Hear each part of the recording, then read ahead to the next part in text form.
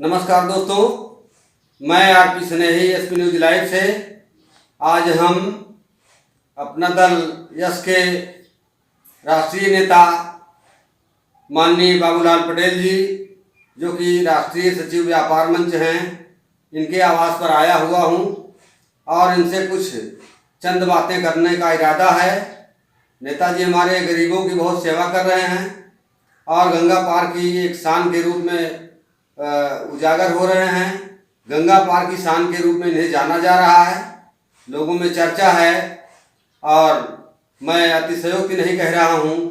गंगा पार की एक ऐसी शक्ति है जो अपना दल परिवार के लिए वरदान साबित हो रहे हैं। ऐसे महान विचारों वाले व्यक्तित्व के धनी जनसेवक माननीय बाबूलाल पटेल जी के आवास पर आकर के मैं एसपी न्यूज चैनल के माध्यम से आपसे कुछ चंद बातें करना चाहता हूं और वो बातें अपने जनमानस में शेयर करने के इरादे से मैं इनके पास आया हूं। आइए माननीय नेताजी से बातचीत करते हैं और देखते हैं क्या है इनके दिलो दिमाग में, क्या है दिल की धड़कन, जनता की कैसी सेवा करते हैं। हाँ सर, आप प्लीज अपना परिचय के साथ आगाज करें। सर्वप्रथम तो मैं आपका बहुत बहुत आभारी हूँ कि चूँकि आपने मेरे आवास पर आए, आपने हमारे लिए बहुत अच्छा मेरा सौभाग्य की बात है। दूसरी चीज़ रही बात परिचय की, तो मेरा नाम बाबूलाल पटेल है और अपना दल देश का मैं कार्यकर्ता और पार्टी की तरफ से राष्ट्रीय सचिव व्यापार मंच की जिम्मेदारी दी गई है और समाज सेवा ही मेरा परिचय है। ठीक है सर, बाकी तो मुझे पता है, क्षेत्र की जनता से ही मुझे मालूम पड़ा है। सभी लोग आपका गुणगान कर रहे हैं कि एक उभरते हुए सितारे हैं। सर, मैं ये जानना चाहता हूँ कि आप राजनीति की शुरुआत कब से किए? राजनीति की शुरुआत मैं पढ़ाई के समय से ही शुरुआत किया था। 2001 में मैं स्नातक कर रहा था। उसी समय से अपना दल एस के पूर्व राष्ट्रीय अध्यक्ष माननीय जवाहरलाल पटेल जी हमारे गांव में चौपाल लगाए थे। उसी से हम लोग सेक्टर अध्यक्ष की जिम्मेदारी दी गई थी। मैं सेक्टर अध्यक्ष पद पे काम किया, फिर ब्लॉक अध्यक्ष, फिर तहसील अध्यक्ष बनाया गया, फिर उसके बाद विधानसभा अध्यक्ष, फिर जिला अध्यक्ष, फिर प्रदेश में आज राष्ट्रीय कमेटी में है। 2001 से कंटिन्यू पार्टी के लिए मैं काम कर रहा हूँ और साथ में जनता की सेवा करता रहा हूँ। बहुत सुंदर सर जी, आप जो है राजनीति की क्रमिक जो है एक एक सीढ़ियाँ चढ़ करके आप नेशनल लेवल पर पहुँचे हैं, नेशनल लेवल आपको मिला है। ये बड़े खुशी की बात है। हमने बहुत जगह देखा है कि तमाम नेतागण मिलते हैं, वो राजनीतिक सीढ़ियां बिना चढ़े ही टॉप पर पहुंच जाते हैं। ऐसे हमारे बहुत से नेता हैं, बहुत बड़े बड़े दलों में, राष्ट्रीय पार्टियों में हैं, लेकिन आपने नीचे के पायदान से शुरू करके और राजनीति की बुलंदी में नेशनल लीडर आप बने। ये बहुत सौभाग्य और अच्छे कर्मों का फल है। सर, मैं एक चीज़ और आपसे जानना चाहूँगा कि आप 565 प्लस दल हैं, मेरा ख्याल है 600 दल हों तो कोई अतिशयोक्ति नहीं है, फिर भी आप अपना दल में यस में ही क्यों हैं? मैं अपना दल यस में इसलिए हूँ क्योंकि यह डॉक्टर सोहनलाल पटेल जी की जो विचारधारा थी वह किसी जाति धर्म को लेकर के नहीं थी। उनकी विचारधारा सर्व समाज के लिए थी। जो भी उनके विचार थे वो सर्व समाज के, किसी जात विशेष के लिए नहीं थे या किसी धर्म के लिए थे। उनका कहना था कि इंसान की जात नहीं होती है, जात जानवरों की होती है, जात पक्षियों की होती है। उनकी जो भी बातें थे वो बहुत अच्छी लगी और ये हमको लगा कि अगर ऐसे शख्स निश्चित रूप से अगर कुछ कर सकते हैं तो यही ऐसे डॉक्टर सोहनलाल पटेल जैसे व्यक्ति हैं जो समाज का भला कर सकते हैं, देश का भला कर सकते हैं। इसलिए हम अपना दल में आए। बहुत बहुत सुंदर, बहुत बहुत धन्यवाद सर। एक अगला मेरा प्रश्न आपसे है कि ज़्यादातर लोग जो है राजनीति में आते हैं, तमाम उद्देश्य लेकर के आते हैं, तो इस मामले में भी मैं आपसे दो बात करना चाहता हूं कि आप जो जनता की सेवा कर रहे हैं वह सेवा नीति है या राजनीति है?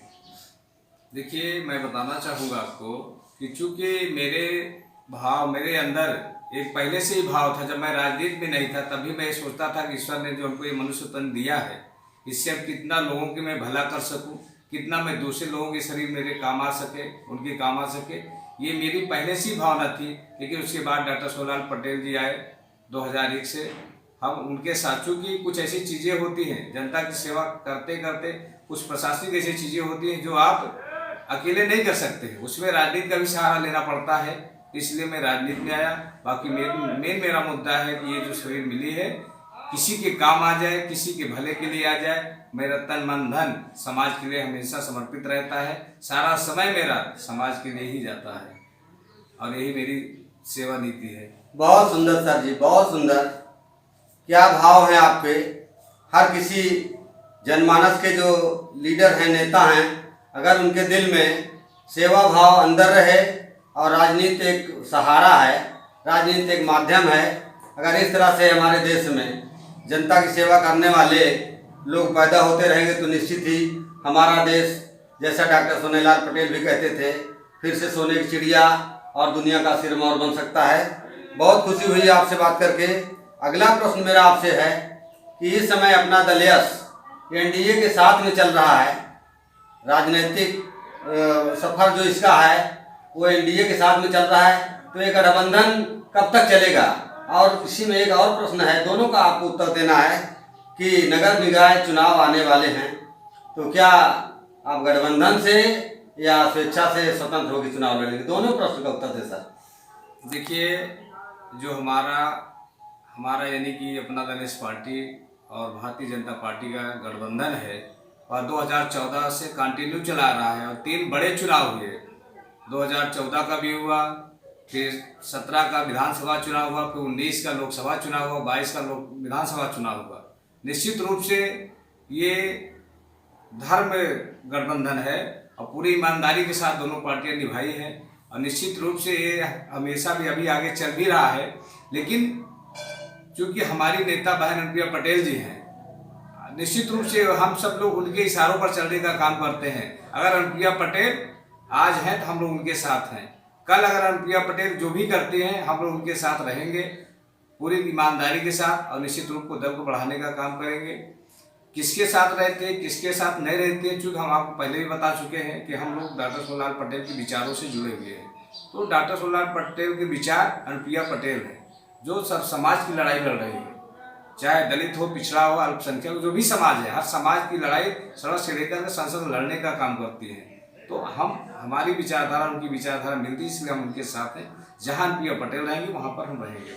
और रही बात नगर निकाय चुनाव की, तो हम आपको बता दें कि अभी 2 सितंबर को प्रतापगढ़ से सदस्यता अभियान की शुरुआत हमारी नेता बहन अनुप्रिया पटेल ने किया, भव्य एक रैली के रूप में किया था और 2 सितंबर से लेकर के 2 अक्टूबर तक यह कार्यक्रम चल रहा है, जिसका कल समापन होगा। और उनका लक्ष्य था, हमारी पार्टी का हम सब लोगों का लक्ष्य है कि 1 करोड़ प्लस उत्तर प्रदेश में अपना दल यस का सदस्य बना करके जो भी हमारे नगर पंचायत है, नगर निकाय है, उसमें अपनी भारी जीत दर्ज कराना है। और आने वाले जो 2024 का चुनाव है उसमें उत्तर प्रदेश में प्रथम तो अभी हम लोग लड़ाई में चल रहे हैं, लेकिन सेकंड ये रहेगा कि हम लोग उत्तर प्रदेश में सेकंड पार्टी के रूप में लीड करेंगे, ये हम लोगों का विश्वास है। जी सर जी, अभी इस इंटरव्यू के पहले हमारी मुलाकात ये सदस्यता अभियान के तहत माननीय पूर्व सांसद नागेंद्र सिंह पटेल जी से हुई थी। अपना दल इसके जिला अध्यक्ष, महिला मंच की नेता पूर्व जिला अध्यक्ष रामशिला पटेल जी वगैरह से हमारी बातचीत हुई। उसमें बड़े हर्षोल्लास के साथ हमें सूचना मिली कि अपना दल यस परिवार 1 करोड़ का लक्ष्य जो रखा था वो अपना लक्ष्य जो है गंगा पार आसपास के जिलों में प्राप्त कर लिया गया है।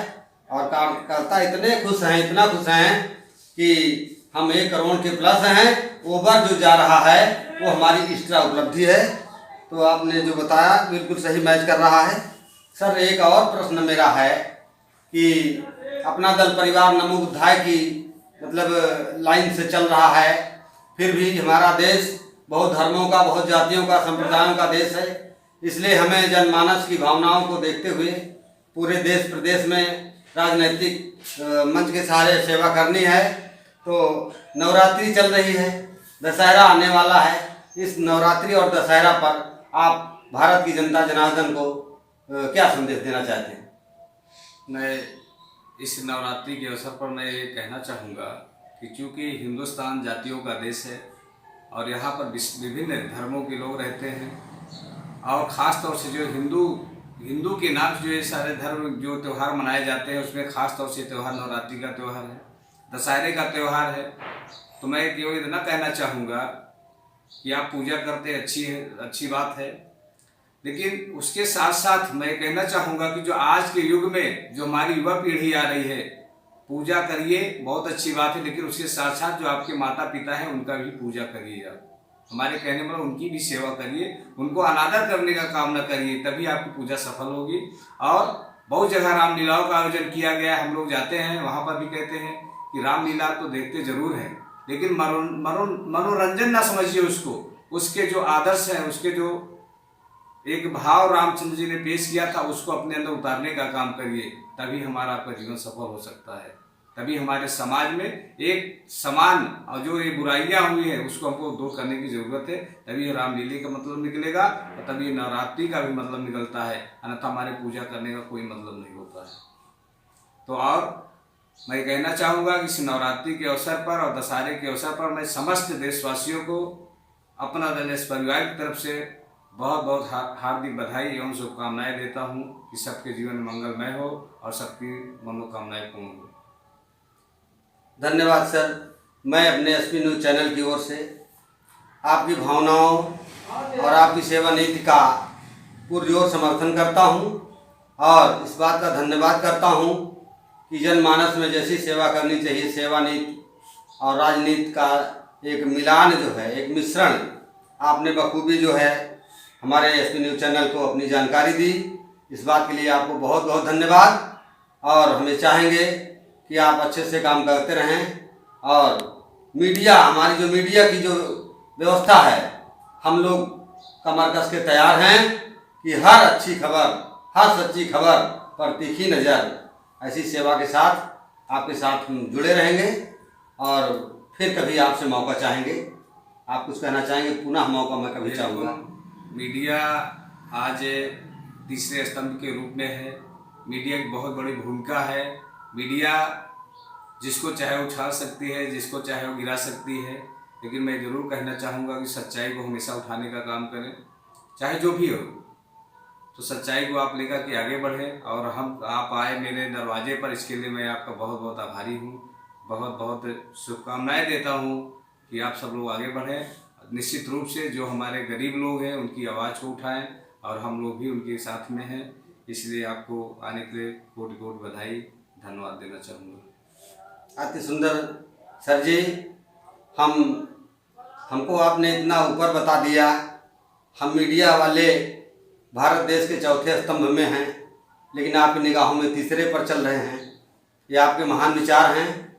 हम अपने एसपी न्यूज़ चैनल के माध्यम से इस चौथे मंच की व्यवस्था, आबरू को ध्यान में रखते हुए जनता की सेवा कर रहे हैं और करते रहेंगे। इसी के साथ धन्यवाद सर।